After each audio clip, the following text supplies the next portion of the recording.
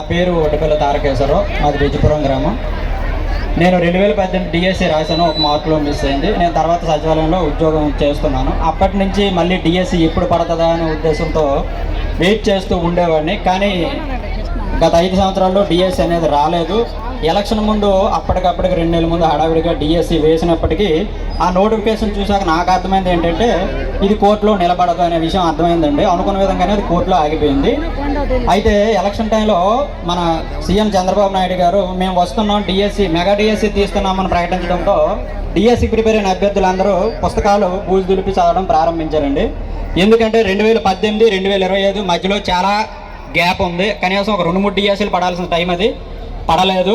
So ఆయన మీద నమ్మకంతో మేము అందరం చదవడం స్టార్ట్ చేసాం. ఎందుకంటే ఉమ్మడి ఆంధ్రప్రదేశ్లో కానీ విభజిత ఆంధ్రప్రదేశ్లో కానీ అత్యధిక డిఎస్సీలు తీసిన ఘనత నారా చంద్రబాబు నాయుడు గారిది.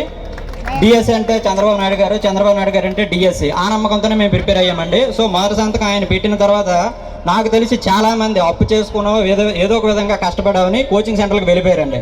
ఆయన ప్రమాణ స్వీకారం చేసిన రోజే అవకాశం లేని వాళ్ళు ఓన్గా ప్రిపరేషన్ స్టార్ట్ చేశారు. అయితే నేను ఎక్కువ మాట్లాడదలుచుకోలేదండి. ఈ డిఎస్సి గురించి అంటే మిగతా డిఎస్సీలతో పోల్చుకుంటే డిఎస్సి కొన్ని ప్రత్యేక లక్షణాలు ఉన్నాయి. వాటి గురించి ఒకసారి నేను చెప్దాం అనుకుంటున్నానండి.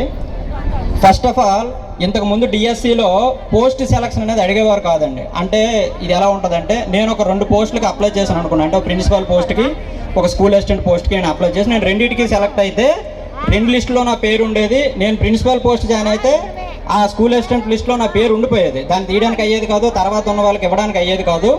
బట్ ఈ డిఎస్సిలో ఏంటంటే పోస్ట్ సెలక్షన్ ఆప్షన్ అనేది ముందే తీయడం వల్ల అటువంటి ల్యాగ్ అనేది లేకుండా అందరికీ ఉద్యోగాలు వచ్చే విధంగా గౌరవ విద్యాశాఖ కార్యదర్శి గారు కోన శశిధర్ గారు జాగ్రత్త తీసుకోవడం జరిగిందండి. ఈ విషయంలో వారికి డిఎస్సి అభ్యర్థులందరి తరఫున ప్రత్యేక ధన్యవాదాలు తెలుపుకుంటున్నాను. అదేవిధంగా డిఎస్సికి నోటిఫికేషన్తో పాటే సిలబస్ జనరల్గా రిలీజ్ చేస్తారండి. కానీ మాకు డిఎస్సి కంటే కొద్ది నెలల ముందుగానే సిలబస్ అనేది రిలీజ్ చేయడం జరిగింది. ఆ విషయంలో సహాయ సహకారాలు అందించినటువంటి విద్యాశాఖ మంత్రి నారా లోకేష్ గారికి డిఎస్సి అభ్యర్థుల తరఫున ధన్యవాదాలు తెలుపుకుంటున్నానండి. అదేవిధంగా